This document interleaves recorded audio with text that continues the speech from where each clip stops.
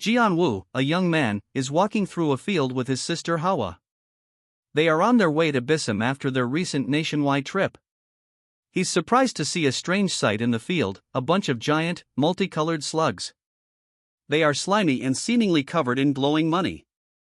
Jianwu's father, appearing as an elderly man, informs him that these slugs are special plants, and he bought them at the lowest price possible.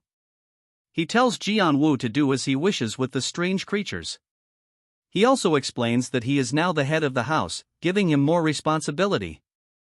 A little confused, Jianwu asks for help understanding what to do with these special plants.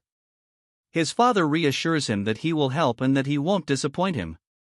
Jianwu then turns to his sister Hawa and shouts her name. Jianwu is surprised to see Hawa playing with a giant cow. He reminds her that she's been playing with the cows ever since her skill for talking with livestock appeared. He tells her to be careful since the cows are much bigger than her. Jianwu suggests they call the wind spirit to help them move something. He says they need to get to work on growing the beauty seed. He explains that they first need to bury the prime mango and beauty seed together, then blend the prime mango completely and put the beauty seed into the mixture.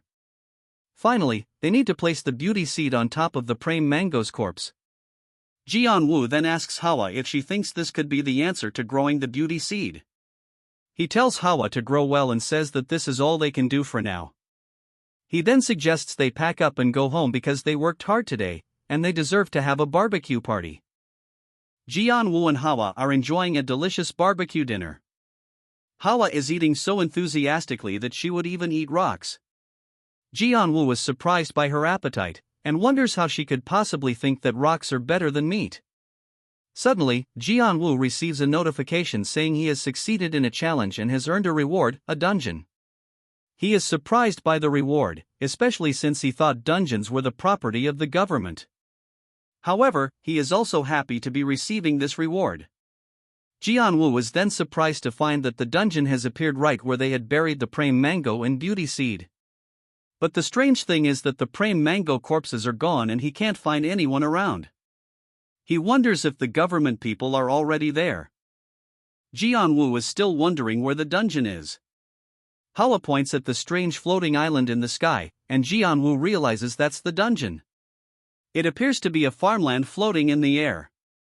He asks Hawa if she thinks this is the dungeon, and then notices the prime mango corpses are also there. He wonders what happened to the prime mangoes and why the dungeon appeared in such a strange location. Jianwu is surprised to hear a voice welcoming him to the dungeon.